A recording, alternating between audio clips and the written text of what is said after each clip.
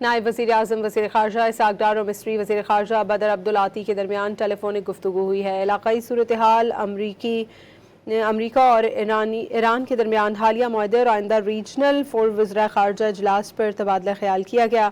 ترجمان دفتر خارجہ کے مطابق مصری وزیر خارجہ نے امریکہ اور ایران کے درمیان مفاہمتی یادداشت MOU پر دستخط ہونے پر پاکستان کو مبارکباد پیش کی اور خطے سمیت عالمی سطح پر امن و استحکام کے فروغ میں پاکستان کے مثبت اور تعمیری کردار کو سراہا ہے۔ دونوں وزراء خارجہ نے امریکہ اور ایران کے درمیان حالیہ پیش رفت کی عالمی اقتصادی صورتحال کے لیے اہمیت پر بھی